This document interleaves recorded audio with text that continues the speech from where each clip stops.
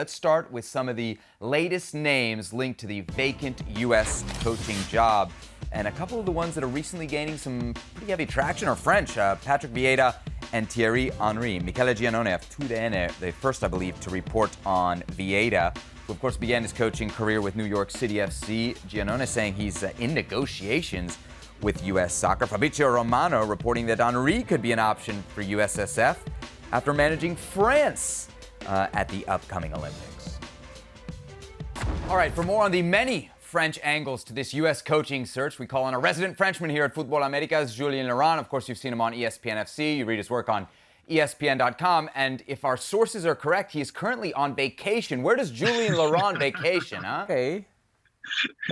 Hello, guys. I'm on a small island in France called Ile de Ré, which is off the Atlantic coast. If you see Bordeaux and La Rochelle, well, opposite La Rochelle.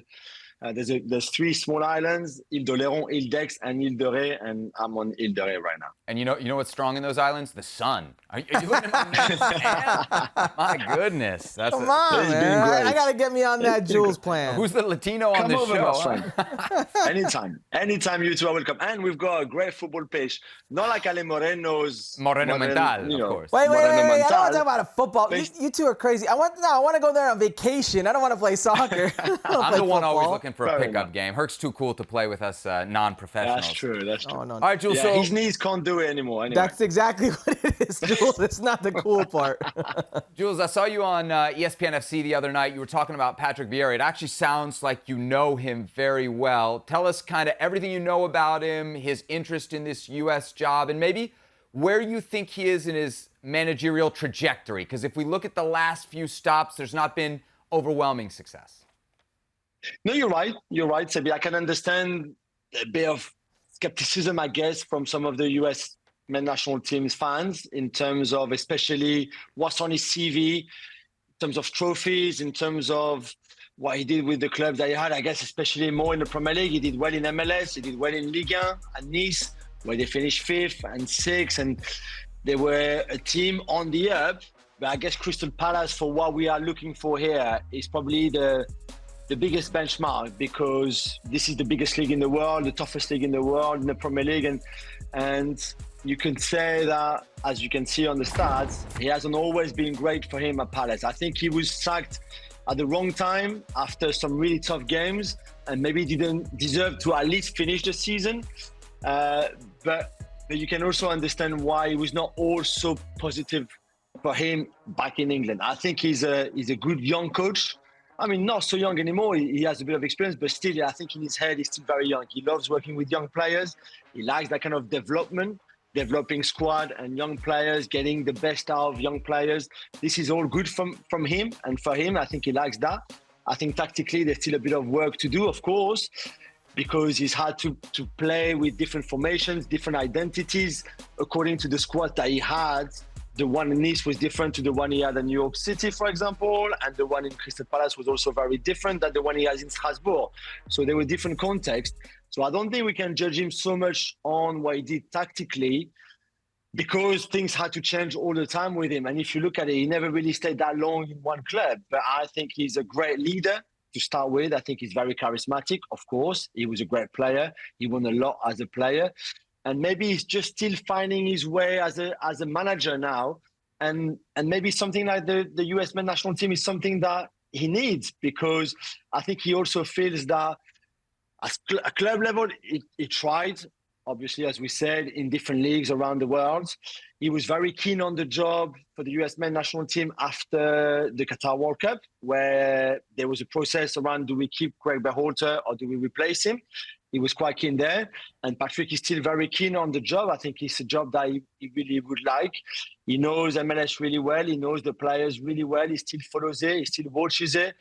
And he still loves the US too, to live there and to work there. And also, obviously, the 2026 World Cup is something that's going to be massive. What do you think of the candidacy, Herc? I got to say, I'm a little bit underwhelmed, right? We went from contact with Jurgen Klopp to somebody from Luis de la Fuente's camp is reaching out to U.S. Soccer, to Patrick Viera and Steve Cherundolo and Wilfried Nancy. Like, these are names that are in very different categories, is what I'm saying. This is a big drop from the names we first heard. It is a big drop, and if you want to speak specifically on Patrick Viera, it doesn't excite me as much as if you would have said Patrick Viera is coming to play for my club team. Right. That would excite me. Because Patrick Viera, the club player, Patrick Viera, the Arsenal player, the French player, massive leader, charisma on the field, authority, great central presence. That's something to get excited about. His managerial career, I go back to his time in New York City Major League Soccer, and I'm trying to think to myself, what do I remember? I remember the Red Wedding, 7-0 drubbing at the hands of Red Bull. I think that's harsh. There was improvement every year. That's fine. Well, yeah. Okay, no, improvement over the year, you win. Although something. then he left and then they won the cup. And then they won the cup. Yeah, and then they won a cup. Crystal Palace, you go in with the idea of a possession-based coach, a coach that wants to infiltrate that, progressive play in the final third. That's not what they played at Crystal Palace. Maybe it was, because out of necessity they had to play a system where it was you're going to have to sit and counter a bit more. But I've not seen one way or the other a defined style. You're not sold on the coaching. A successful model. So I'm not sold on the coaching. What's the value of the playing resume then? You're a guy who's been in a locker room. A guy comes in with a playing resume like that. Does it make up for whatever's missing elsewhere? It does, because you immediately have credibility. You value that. My question is, if it was my generation, I immediately know who Patrick Viera is. Right. I don't know if these guys, when they were 6 years old, watch Patrick Viera, because that's the majority of this pool. Let's be honest. Jules, you and I and Seb would be like, wow, Patrick Viera comes into a room. That's Patrick Viera. You all of a sudden, immediate credibility. I don't know if this group will feel the same. It's very easy to hear about it, to read about it, to maybe even watch on YouTube. It's another thing to experience it, be in that time, in real time. What about the fact, Jules, that if we look at the stops, especially the last ones, right? Nice, Crystal Palace, Strasbourg. I know you've said they're all different. What do you think went wrong in those spots? And maybe how do you think his capacities might translate differently from, like you said, club to international? Because I think that's the other thing when I look at his resume. There's not overwhelming success and there's no international experience. And that's something that I think, it's a cliche, but it's a cliche for a reason. The international and the club games are very different, and it's different managers that find success in those two worlds. Yes, you're right, absolutely. And we've seen that even more recently at the Euros in Europe, for example, where you had head coaches like, I don't know, let's say Domenico Tedesco with Belgium, or even to a certain extent, Julian Nagelsmann with Germany, who'd never been international coaches before, just club level coaches, great coaches. Obviously, especially Nagelsmann, but then I still have a lot to learn from international football because, as you said, and rightly so, it's two very different worlds. So this is something that I can hear, no problem. Or Vieira doesn't have that kind of international experience. That's very valid. For the club, if you look at it, at Nice and the Ineos and Sir Jim Ratcliffe, the richest man in the UK, where they were trying to build a team that would compete with PSG, and that was very much the ambition. They got really impatient where they didn't really need to be impatient. Patrick was building something interesting with a young team, with some real good talent that they went and signed for a lot of money, around 25, 30 million euros, 20 million euros, to give him this good squad. And then he was building with it and on it quite nicely. Didn't really have the time to finish what it started. And again, finishing fifth, sixth in Ligue 1 at the time and qualifying for Europe was a good return, to be fair, because it was still early. They got to be impatient. Crystal Palace, I think, as I said, they sacked him after he played 8 of the top 9 teams, all back-to-back. So he had to play City and Arsenal and Spurs and Chelsea and Liverpool. And obviously those results were tough. Then he got sacked. Roy Hodgson came with a much easier fixture, and they finished the season pretty well. So again, I would have loved to see him finish the season and see what kind of result he would have had against the top team, the 10 teams in the second half of the table, against the team that he faced, obviously, before being sacked. And for Strasbourg, it was a mess when he arrived. Bluco and Todd Boehly and all those people that just bought the club to be like the satellite club from Chelsea. It never felt like it was going to work out. They sold some of his best players. They signed some really young, inexperienced players. He had to deal with this kind of bit of a mess and melting pot. And to be fair, he kept them up, which was all they asked was to keep the club up in Ligue 1, and he did. So again, I can understand why tactically, if you look at him from a US men's national team fan point of view, you're thinking, okay, I don't see a proper style of football. I don't really see a direction, a blueprint there. Okay, I can hear that too. But again, I think international football works differently. You don't have the time to build a tiki-taka team or a super gegenpressing team. What you need is a charismatic leader as a head coach that will inspire your team, that will make them be very efficient in the two boxes, which I believe Patrick can do that. For me, he could be a much better international coach than he was as a club coach. How important, Herc, is that international experience, right? Because Vieira doesn't have any, Cherundolo doesn't have any, Nancy doesn't have any. Thierry Henry, who we're about to ask Jules about, does have some as far as an assistant, but certainly not as a senior manager. Am I overstating how important that is for a national team manager? I don't think it's too important. Really? No, I think charisma, leadership, the ability to rally your troops, get something out of them is more important. I mean, but you agree that it's having fundamentally different work, right?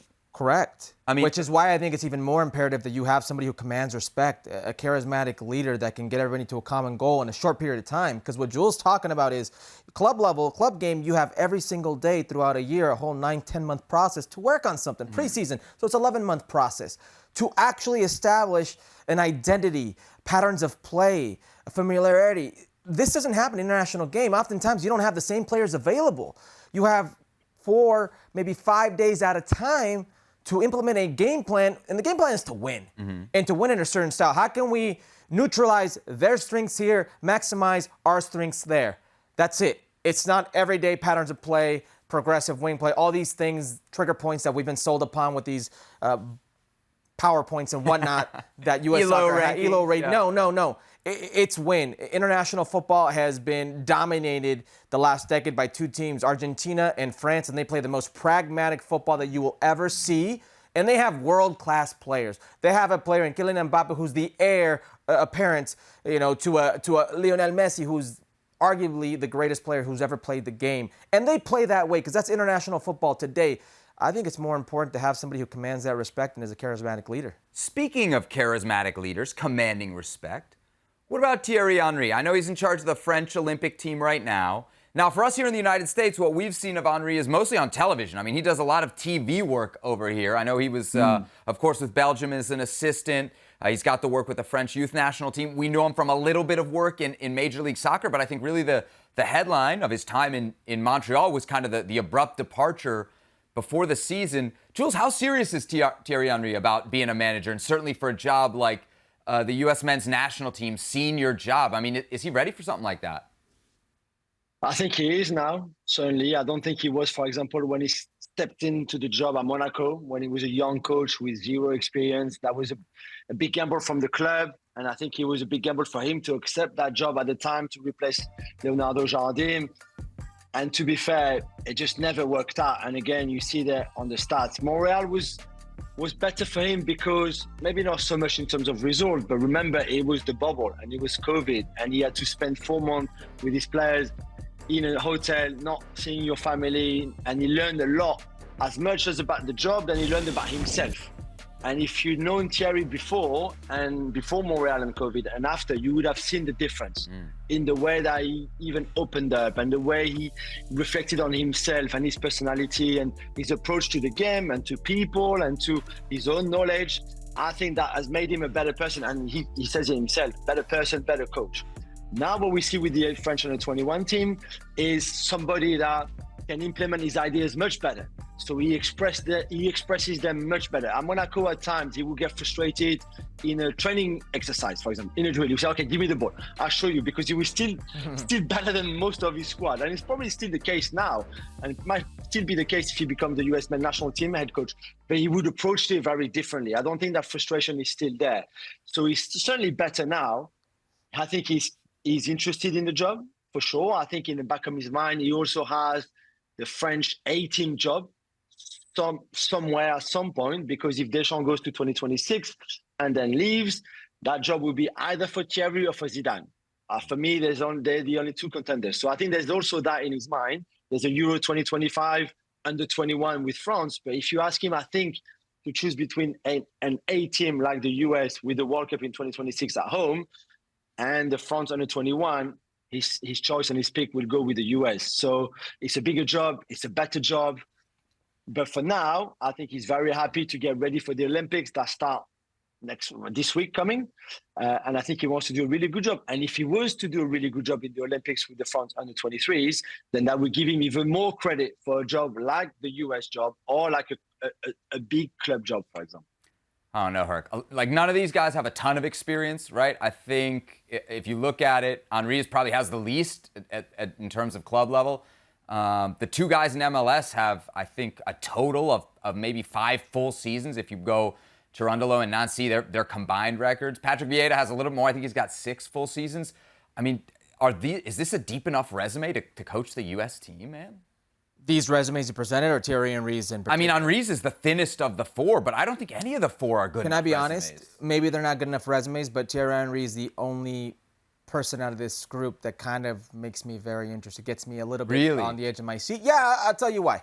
I grew up watching Thierry Henry. You grew up watching Thierry Henry. Even if you didn't grow up watching Thierry Henry, you know of the legend of Thierry Henry. You know where you saw him? You saw him on YouTube. Even the kids now know who Thierry Henry is. And that's exactly how they know. During the pandemic, these kids were locked up. They watched YouTube video games, and they played video games, and they had his Legends card, or whatever the case may be. Thierry Henry is a living legend. I'm very interested in what he could do with a team that respects him, because he will seek immediate credibility, who knows who he is, but how he will react in this setting. And I say this because I know he's been a coach, and it didn't go well in Monaco. He only won 4 games. Monreal, as my good friend says, it is a team that made the playoffs for the first time like in 4 or 5 years, I believe, with Thierry Henry. Things were going well. He actually groomed in some way. I don't want to give all the credit to Thierry Henry, but brought up Wilfried Nancy there. Wilfried speaks very well of his time with Thierry Henry and how much he influenced his coaching career. But in a massive role, and I do think the U.S. men's national team manager is a massive role, how will he be? How will he act? Because we've seen him in a setting as an assistant coach. Listen, when you're an assistant coach, you have to be everybody's friend. That's your job. You've got to be the good guy. The head coach can be the bad guy. You've got to be the good guy. I want to see Thierry Henry with these players, not necessarily be the bad guy, but hold these players accountable. I've seen his punditry work. I remember the only Christian Pulisic can set himself free. Set yourself free, Christian Pulisic. I want to see this on display. You're not going to get this team to play a whole lot better than the ceiling they showed, and I say this respectfully. You're not going to all of a sudden see a different team that's night and day, and it's going to all of a sudden have the ability to consistently play up to the level of the best in the world. That's not what you're going to see, but you can see players elevate their games because of a coach like Thierry Henry and the respect that he can command, the little tidbits that he can give these players. It interests me. Out of this thin resume of coaches, if that's what you're giving me to play with, this is the most interesting one I get here. Yeah, and there would be a little bit of buzz, too. We've talked about how much buzz could you generate with a hire. This would probably be, at least of these candidates, the most. Quickly, Jules, I want to get your perspective, because Kirk said it's a massive job. And we're talking about kind of drawing people from the European theater. You're in Europe. Obviously, you're based in London, but you're in France right now. A lot of these candidates are French. Even a guy like who we were talking about, Bernard, the other day, right? With the French women's national team right now could be a very attractive candidate. How attractive do you think the U.S. job actually is to a manager in a good spot in Europe? I think it's really attractive, really. And I know a lot of managers who've sent their CV, and I think the U.S. Federation has received a lot of CVs from top coaches. And there's a lot of coaches who are free right now, who don't have a club, who could be interested. Somebody like Xavi, somebody like Max Allegri, somebody like Stefano Pioli. You know, those guys who've won a lot at club level. I mean, okay, Jurgen Klopp we mentioned. I think he wants to take a sabbatical anyway. So I think it's better to rule him out. But you've got, and this is what I like about this, because I think if you are the US Federation, you basically, the world is your oyster when you want to pick a manager. Do you want to pick a very strong-minded one? Do you want to pick someone like, I don't know, like a bit crazy like Sampaoli? Go and have a try. Go and interview the guy, because I think he will be keen. If you want somebody like Thierry, you can. If you want somebody more like a Pioli, who's born in Europe, who is Italian, who has a different mentality maybe, if you have the money to attract those kind of people, and again, I don't know how much money the US Federation have for this coach, but just for people to get an idea, somebody like Nagelsmann in Germany is on 6 million a year, 6 million euros a year. So I don't know exactly in dollars, but slightly less, but maybe it's like between 5.5. Deschamps is on 4.8 million a year. So if you want those coaches, then you'll have to pay for them. But if you have that money available, or some of that kind of money available, then why not trying a Xavi? If that's the kind of football that you want and the personality that you want on your bench, who will talk to your media, etc. But I think a lot of those guys right now in Europe, and I think it's not a bad thing that they're trying to go for a European coach. I think they've tried with Berhalter, they've tried before for an American coach. I think there's positives, there's negatives. It would be the same with a European coach, obviously, because his knowledge or her knowledge of MLS might not be the best. I get that. But you might be able to find somebody like Thierry. Like we said, Thierry has great knowledge of MLS, loves the US, speaks the language, has that kind of legend image, plus the leadership, plus the charisma, plus all of that.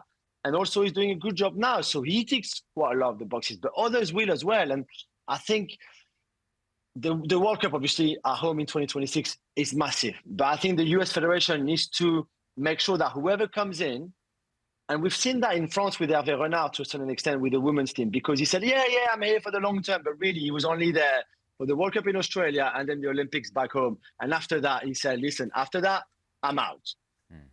And for the US, you don't want somebody who's just going to come between now and 2026. You need at least a 4-year cycle to make sure that you see what direction the team goes in, how the guys behaving and what kind of attitude and progress or no progress. But I think you need to think about 4-year cycle, not just the 2 year until the World Cup. But I think there's a lot of candidates because it's a very attractive job.